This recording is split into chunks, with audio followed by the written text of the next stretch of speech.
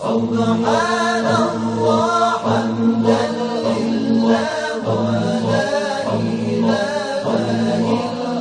Allah Allah Allah Allah Allah Allah Allah Allah Allah Allah Allah Allah.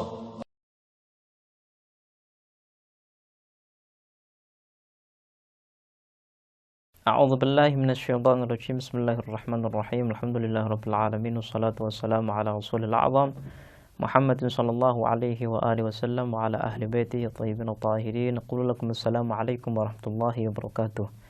Para pemirsa dan pendengar yang dirahmati oleh Allah Subhanahu wa taala, marilah senantiasa kita bersyukur segala nikmat yang Allah berikan kepada kita dan kita minta kepadanya untuk dibimbing supaya kita selalu berjalan di jalan yang benar.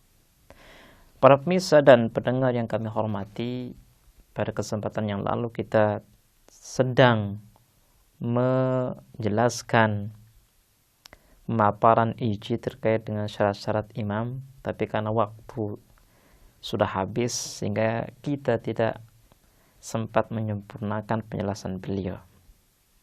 Setelah ijtihad menjelaskan sifat-sifat yang harus dimiliki oleh seorang imam, seperti mujtahid, dia harus faham betul tentang agama, harus memiliki kemampuan dalam mengurus umat, kemudian harus berani. Ijtihad menyebutkan pendapat lain.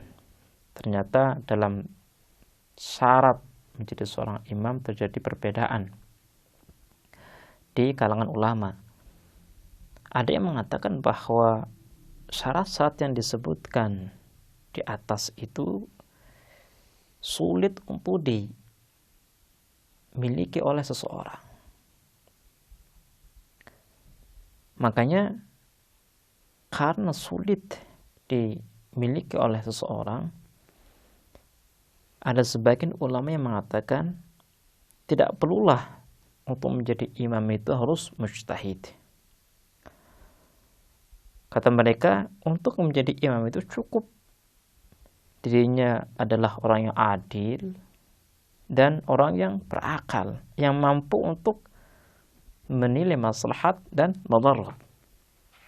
Kemudian imam tersebut tidak boleh dari wanita.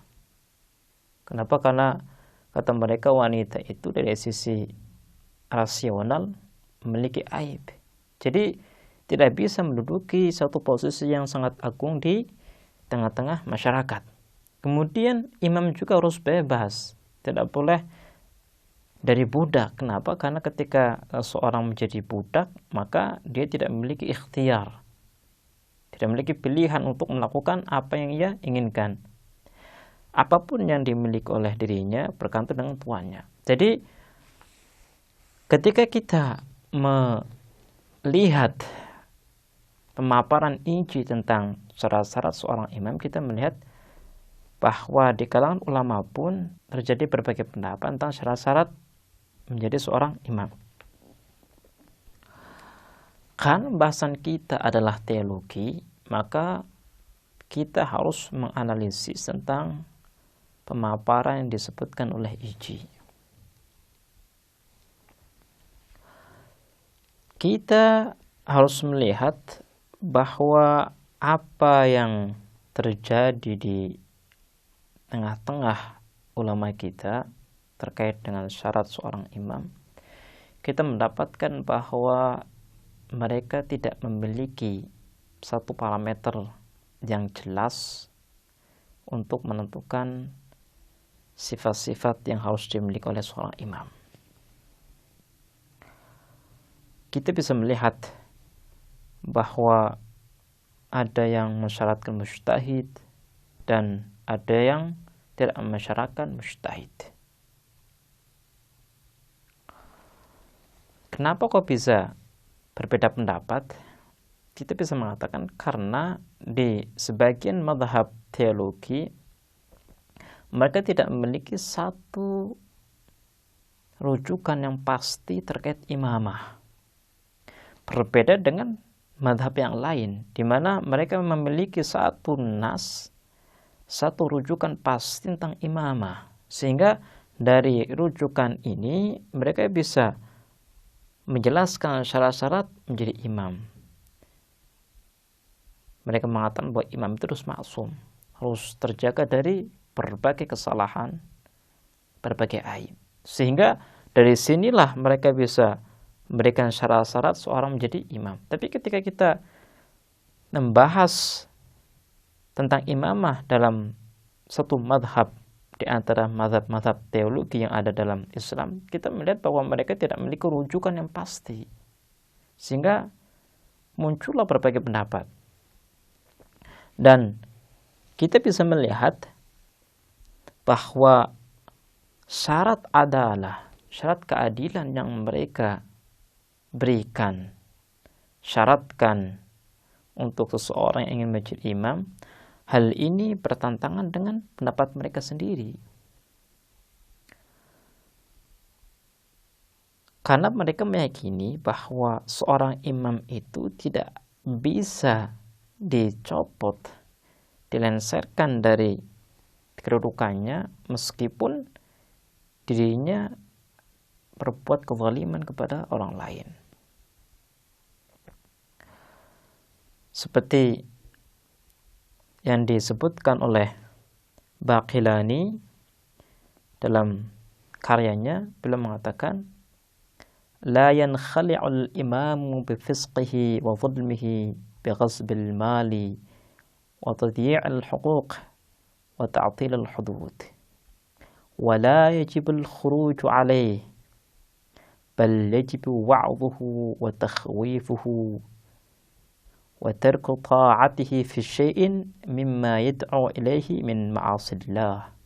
Kata beliau, ketika ada seorang khalifah, seorang imam itu berbuat kefasikan, berbuat kezaliman, maka umat harus tetap menjadikan diri sebagai khalifah. Tugas umat adalah mengingatkan imam tersebut, mengingatkan khalifah tersebut. Dan ketika khalifah ini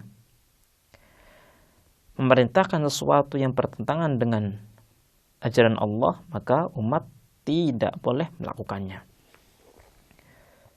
Apa yang disebutkan oleh Baqillani bertentangan dengan syarat yang telah disebutkan oleh sebagian ulama, atau merupakan syarat yang disepakati oleh semua ulama, karena memang semua ulama ini bersepakat bahwa seorang khalifah terus adil. Tapi kalau kita menelusuri pendapat-pendapat lain daripada ulama-ulama mereka, kita mendapati bahwa syarat adalah keadilan itu bertentangan dengan apa yang mereka katakan, di mana seorang imam, seorang khilafah itu tidak bisa dicopot daripada jabatannya meskipun imam tersebut berbuat kefasikan. Lah, yang namanya syarat adalah ketika syarat ini sudah tidak ada dalam seseorang, maka dengan sendirinya imam tersebut harus mundur, harus menyerahkan jabatannya kepada orang lain. Dan kita bisa mendapatkan dalam sejarah bahwa keadilan itu sulit didapatkan di dalam khalifah-khalifah yang kita dapati dalam sejarah.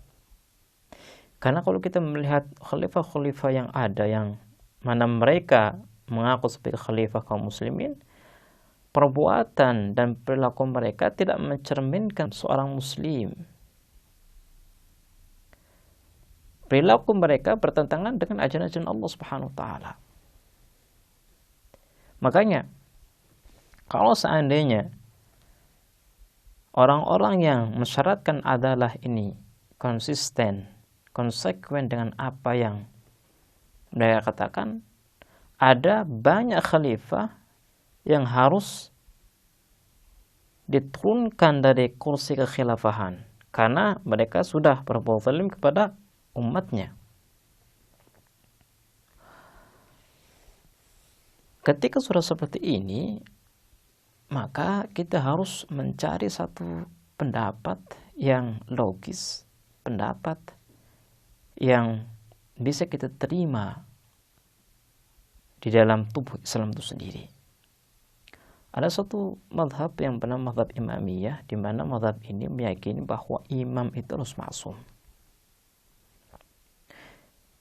Di mana Muhaqqiq Bahrani, salah satu ulama dari madhab Imamiyah, beliau mengatakan bahwa imam itu harus maksum. Dan karena imam itu harus maksum, maka imam harus memiliki berbagai kesempurnaan.